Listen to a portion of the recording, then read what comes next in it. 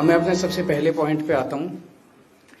जब 2014 में प्रधानमंत्री बने थे नरेंद्र मोदी जी, तो उन्होंने खुद एक रूल बनाया था कि भारतीय जनता पार्टी के अंदर और उनकी सरकारों में 75 वर्ष से ऊपर कोई भी व्यक्ति होगा तो उसको संगठन में और सरकार में किसी भी पद पे नहीं रखा जाएगा, उसको रिटायर कर दिया जाएगा। और उसका सबसे पहले उस रूल के तहत आडवाणी जी को और मुरली मनोहर जोशी जी को रिटायर किया गया था। और उसके बाद तमाम यशवंत सिन्हा जी, सुमित्रा महाजन जी, कई लोगों को यहाँ टिकट नहीं मिली। कई लोग जो पद पे बैठे हुए थे उनको पद से इस्तीफा दिलवा के उनको हटाया गया। ऐसे कई सारे लोग हैं। तो अब अगले साल 17 सितंबर को प्रधानमंत्री मोदी जी 75 साल के होंगे और मोदी जी ने तय कर लिया है कि अमित शाह जी को वो अपना वारिस बनाएंगे और अमित शाह जी अगले साल 17 सितंबर को देश के प्रधानमंत्री बनाने का उन्होंने तय किया है मोदी जी ने।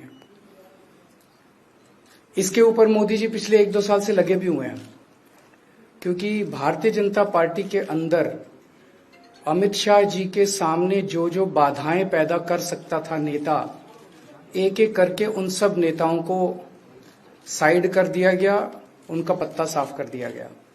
शिवराज सिंह चौहान को हटा दिया गया, वसुंधरा राजे को हटा दिया गया, डॉक्टर रमन सिंह को हटा दिया गया, देवेंद्र फडणवीस को खत्म कर दिया गया, खट्टर साहब को खत्म कर दिया गया, एक एक करके सबको खत्म कर दिया गया।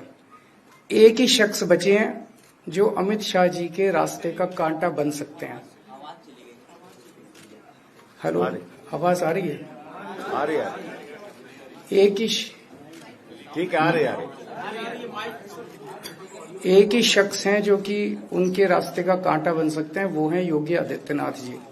अब योगी आदित्यनाथ जी को इन्होंने हटाने का पूरा मन बना लिया है और अगर इनकी सरकार बनी तो 2 महीने के अंदर योगी जी को भी उत्तर प्रदेश के सीएम से हटा दिया जाएगा।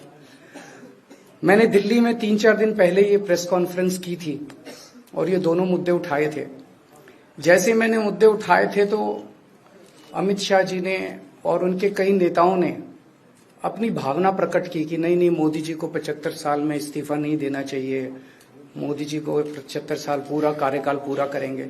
उन सब की भावनाओं की मैं कद्र करता हूं, क्योंकि अपने नेता के लिए जब भी ऐसी बात होती है तो सब लोग सामने आके बात करते हैं। लेकिन बड़ी बात यह है कि मोदी जी ने ऐसा नहीं कहा कि मैं 75 साल पे इस्तीफा नहीं दूंगा, मैं रिटायर नहीं होऊंगा।